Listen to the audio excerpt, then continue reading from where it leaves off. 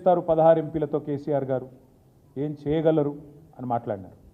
ఇవాళ ఏం జరుగుతుంది అంటే 16 ఎంపీలు వచ్చిన తెలుగుదేశం పార్టీ, 16 ఎంపీ సీట్లు సాధించిన తెలుగుదేశం పార్టీ ఇవాళ తనకొచ్చిన నిర్ణయాత్మకమైన పాత్రతో వైజాగ్ స్టీల్ ప్లాంట్ ప్రైవేటీకరణకు అడ్డుకట్ట వేయగలిగింది, ఆపగలిగింది.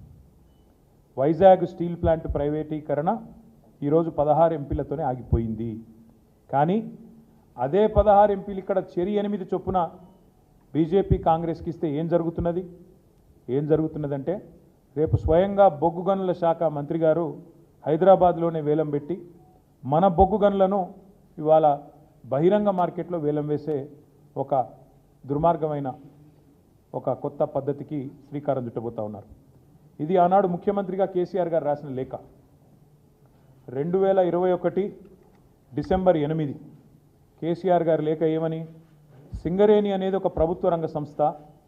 గతంలో బీహార్లో చెస్నా అనే ఒక ప్రాంతంలో మరి ఆనాడు ఒక ప్రమాదం బొగ్గుబాయిలో జరిగితే అక్కడ 100 మంది కార్మికులు చనిపోతే ఆనాటి అప్పటి ప్రభుత్వం, కేంద్ర ప్రభుత్వం ఒక నిర్ణయం తీసుకున్నది. ఏమని, మరి భవిష్యత్తులో బొగ్గు గనులన్నింటినీ కూడా పబ్లిక్ సెక్టార్ అండర్టేకింగ్స్కి అప్పచెప్పినట్టయితే రక్షణ చర్యలు కానీ ఇంకోటి కానీ తీసుకుంటారు జాగ్రత్త. కానీ ఒక విధానపరమైన నిర్ణయాన్ని ఆనాడు 1975-76 ప్రాంతంలో అప్పటి కేంద్ర ప్రభుత్వం తీసుకోవడం జరిగింది. దాన్ని ఉటంకిస్తూ కేసీఆర్ గారు ఉత్తరం రాసినారు.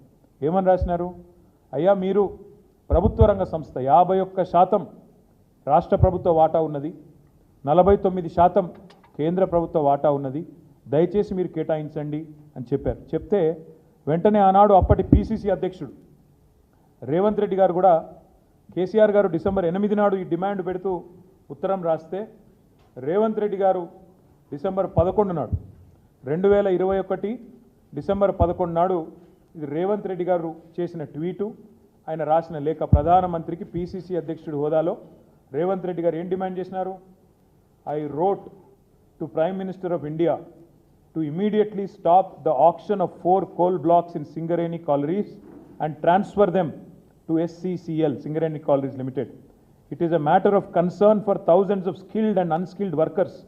We Congress are with them in these tough times. ఇంకా లేఖ చాలా వివరంగా ఉన్నది.